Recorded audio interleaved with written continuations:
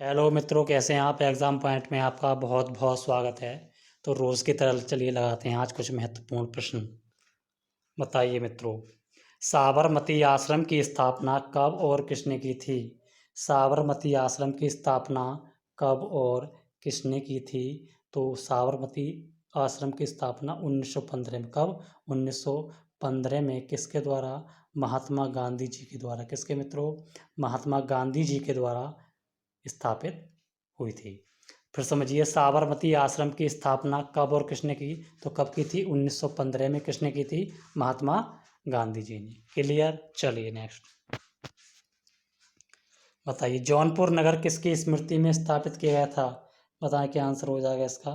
तो जौनपुर नगर मोहम्मद बिन तुगलक। किसके मित्रों? मोहम्मद बिन तुगलक की स्मृति में। किसकी? मोहम्मद बिन तुगलक की स्मृति में स्थापित किया गया था। चलिए नेक्स्ट बताइए, हल्दी घाटी का युद्ध कब और किसके मध्य लड़ा गया। हल्दी घाटी का युद्ध कब और किसके मध्य लड़ा गया। तो इसका आंसर हो जाएगा मित्रों 1576 में। कब? 1576 में अकबर व महाराणा प्रताप। किसके मित्रों? अकबर व महाराणा प्रताप के मध्य। किसके? महाराणा प्रताप के मध्य लड़ा गया। कब लड़ा गया? 1576 में। फिर समझिए, हल्दी घाटी का युद्ध कब हुआ? 1576 में। और किस किस के मध्य हुआ? अकबर व महाराणा प्रताप के मध्य हुआ था। क्लियर। चलिए बताएं, गोत्र शब्द का प्रयोग सर्वप्रथम किस वेद में हुआ है।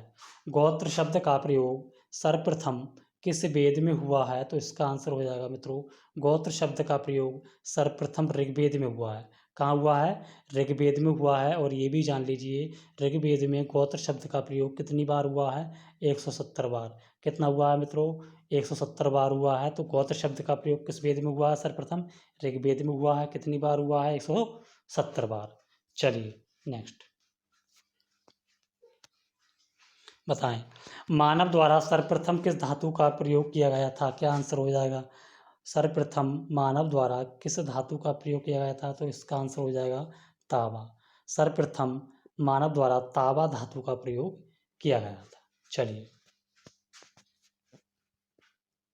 किस गुप्त शासक ने हूणों पर विजय प्राप्त की थी। बताएं, किस गुप्त शासक ने हूणों पर विजय प्राप्त की थी। क्या आंसर हो जाएगा? तो सर्वप्रथम स्कंदगुप्त ने। किसने? स्कंदगुप्त ने हूणों पर विजय प्राप्त की थी। किसने मित्रों? सर्वप्रथम स्कंदगुप्त ने। किसने? स्कंदगुप्त ने हूणों पर विजय प्राप्त की थी। चलिए,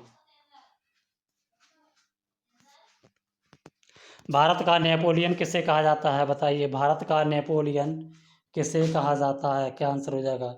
तो इसका आंसर हो जाएगा भारत का नेपोलियन समुद्रगुप्त को। किसको कहा जाता है? समुद्रगुप्त को कहा जाता है। भारत का नेपोलियन सर्वप्रथम समुद्रगुप्त को कहा जाता है। क्लियर। चलिए नेक्स्ट बताइए, कैबिनेट मिशन का अध्यक्ष कौन था। क्या आंसर हो जाएगा? कैबिनेट मिशन का अध्यक्ष कौन था बताइए। तो इसका आंसर हो जाएगा मित्रों Lord Pethick Lawrence. Lord Pethick Lawrence कौन? लॉर्ड पैथिक लॉरेंस कौन मित्रों? Lord Pethick Lawrence cabinet mission का अध्यक्ष था। इसके दो अन्य सदस्य और भी थे, उन्हें भी याद कर लीजिए। एक तो थे आपके एवी अलेक्जेंडर और दूसरे से स्टेफोर्ड क्रिप्स। क्लियर। तो कैबिनेट मिशन का अध्यक्ष कौन था? Lord Pethick Lawrence. और अन्य दो सदस्य और थे, एक थे एबी अलेक्जेंडर, दूसरे थे स्टेफोर्ड क्रिप्स। क्लियर। चलिए नेक्स्ट बताइए, 1946 में बनी अंतरिम सरकार में डॉक्टर राजेंद्र प्रसाद के पास कौन सा विभाग था। बताइए, क्या आंसर है इसका?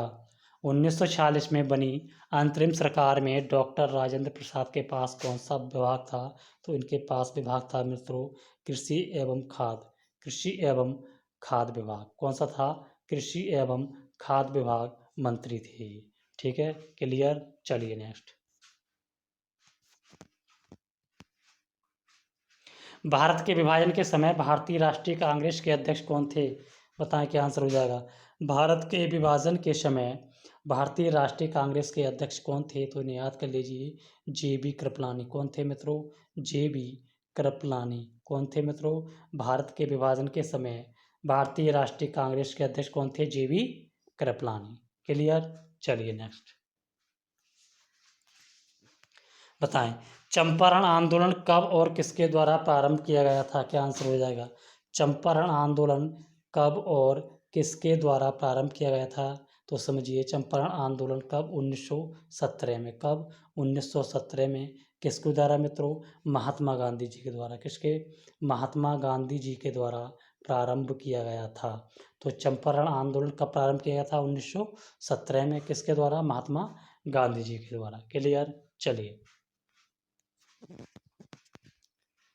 जापान का नगोया शहर किसके लिए प्रसिद्ध है? बताएं।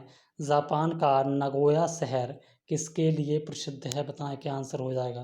तो इसका आंसर हो जाएगा मित्रों, जापान का नगोया शहर जहाज निर्माण के लिए। किसके लिए? जहाज निर्माण के लिए फेमस है। किसके लिए प्रसिद्ध है मित्रों? जहाज निर्माण के लिए। किसके लिए? जहाज निर्माण के लिए। चलिए बताइए, प्रसिद्ध जनजाति एस्किमो कहाँ निवास करती है? बताएं। क्या आंसर हो जाएगा? प्रसिद्ध जनजाति एस्किमो कहाँ निवास करती है? तो याद कर लीजिए मित्रों, ये आपकी ग्रीनलैंड में। कहाँ? ग्रीनलैंड में। कहाँ मित्रों? ग्रीनलैंड में। और आपके कनाडा में। कहाँ? ग्रीनलैंड और कनाडा में निवास करती है। कहाँ निवास करती है प्रसिद्ध जनजाति एस्किमो? कहाँ निवास करती है? ग्रीनलैंड में और आपके कनाडा में। क्लियर। चलिए नेक्स्ट बताएं, सुएज नहर का निर्माण कब हुआ था? बताइए। क्या आंसर हो जाएगा इसका? सुएज नहर का निर्माण कब हुआ था? तो सुएज नहर का निर्माण 1869 में। कब मित्रों? 1869 में हुआ था। क्लियर। चलिए नेक्स्ट, यूएसए का वॉशिंगटन शहर किस नदी के किनारे स्थित है? बताएं। क्या आंसर है? यूएसए का वॉशिंगटन शहर किस नदी के किनारे स्थित है? तो इसका आंसर हो जाएगा मित्रों पोटोमैक। यूएसए का वॉशिंगटन शहर पोटोमैक नदी के किनारे स्थित है। किस नदी के किनारे स्थित है? पोटोमैक। किसके? पोटोमैक नदी के किनारे स्थित है। चलिए नेक्स्ट बताइए, सीरिया की राजधानी व मुद्रा का क्या नाम है? क्या आंसर हो जाएगा? सीरिया की राजधानी व मुद्रा का क्या नाम है? तो सीरिया की राजधानी दमिश्क। कहाँ है मित्रों? सीरिया की राजधानी दमिश्क है और मुद्रा का नाम पाउंड। तो सीरिया की मुद्रा का क्या नाम है मित्रों? पाउंड। और राजधानी क्या है? दमिश्क। क्लियर। चलिए नेक्स्ट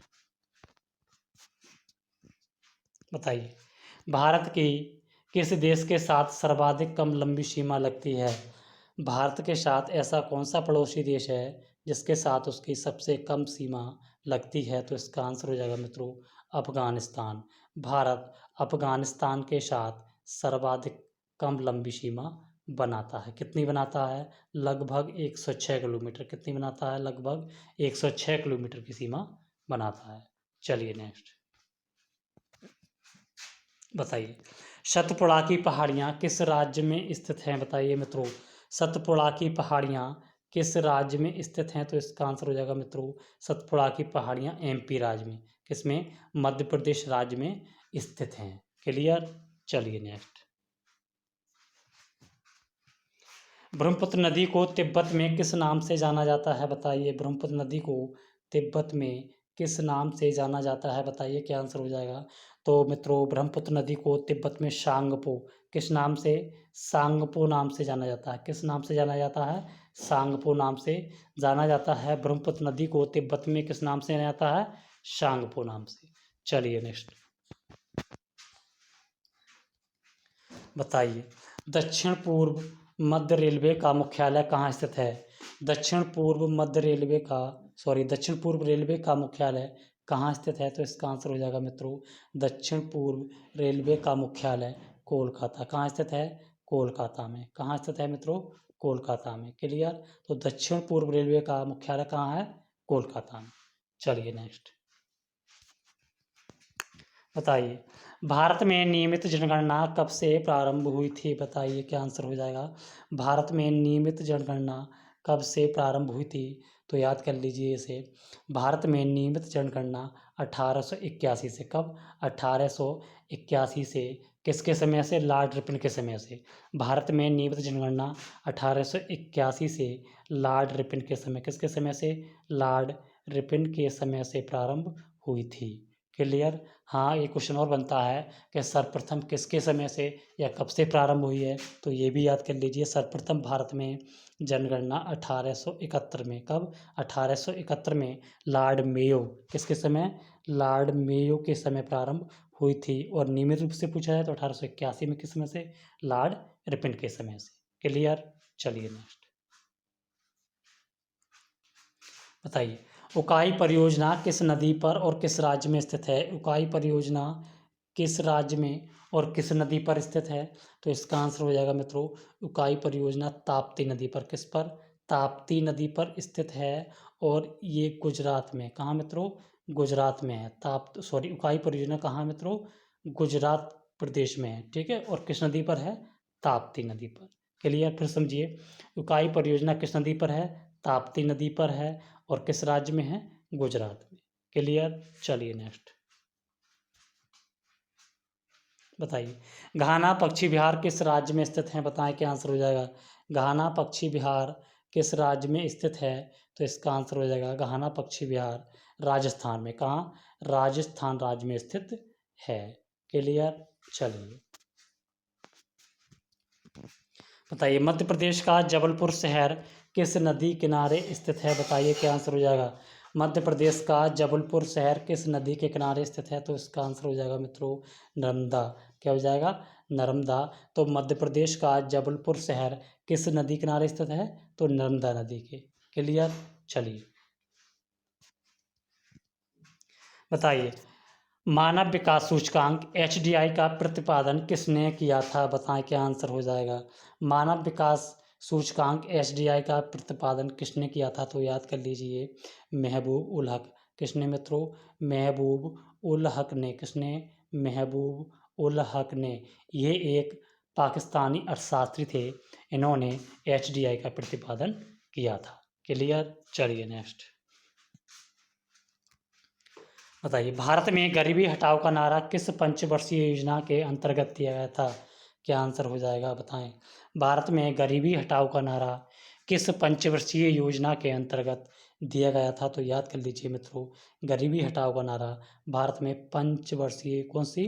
पांचवी पंचवर्षीय योजनाओं के अंतर्गत दिया गया था। क्लियर। चलिए नेक्स्ट, उपाधियों का अंत संविधान के किस अनुच्छेद के अंतर्गत किया गया है? बताइए क्या आंसर हो जाएगा। उपाधियों का अंत संविधान के किस अनुच्छेद के अंतर्गत किया गया है? तो इसका आंसर हो जाएगा मित्रों अनुच्छेद 18। अनुच्छेद 18 के अंतर्गत उपाधियों का अंत कर दिया गया है। केवल सेना और विद्या संबंधी, केवल सेना और विद्या संबंधी ही सम्मान भारत सरकार द्वारा दिए जाएंगे। क्लियर। चलिए नेक्स्ट, वायु एवं जल परिवहन किस सूची का विषय है? बताएं। वायु एवं जल परिवहन किस सूची का विषय है? 3 सूची होती हैं आपकी, संघ सूची, राज्य सूची और एक समवर्ती सूची। ठीक है। तो इस प्रकार बताइए, वायु एवं जल परिवहन किस सूची का विषय है? तो इसका आंसर हो जाएगा संघ सूची। क्लियर मित्रों। तो वायु एवं जल परिवहन किस सूची का विषय है मित्रों? संघ सूची। और संघ सूची पर कानून कौन बना सकता है मित्रों? केवल केंद्र सरकार। क्लियर। चलिए नेक्स्ट, वर्तमान में राज्य सूची में कितने विषय हैं? बताइए मित्रों, वर्तमान में राज्य सूची में कितने विषय हैं? तो ये जान लीजिए, पहले कितने थे राज्य सूची में? मूलतः कितने विषय थे? 66। अब वर्तमान में राज्य सूची में कितने विषय हैं मित्रों? 61 विषय रह गए हैं। कितने विषय रह गए हैं मित्रों? 61 विषय। तो मूलतः राज्य सूची में कितने विषय थे? 66 विषय थे। वर्तमान में कितने विषय रहे? 61। क्लियर। चलिए, उल्टा झंडा किसका प्रतीक है? बताइए क्या आंसर हो जाएगा। उल्टा झंडा किसका प्रतीक है? बताइए मित्रों। तो उल्टा झंडा प्रतीक है मित्रों संकट का। किसका प्रतीक होता है? संकट का प्रतीक होता है। किसका प्रतीक होता है? संकट का प्रतीक। चलिए नेक्स्ट बताइए, विश्व व्यापार संगठन की स्थापना कब हुई थी? क्या आंसर हो जाएगा। WTO की स्थापना कब हुई थी? तो इसका आंसर है मित्रों 1 जनवरी 1995। कब? 1 जनवरी 1995 में WTO की स्थापना हुई थी। और इसका मुख्यालय कहाँ है ये भी याद कर लीजिए। तो इसका मुख्यालय है मित्रों जिनेवा में। कहाँ है इसका मुख्यालय?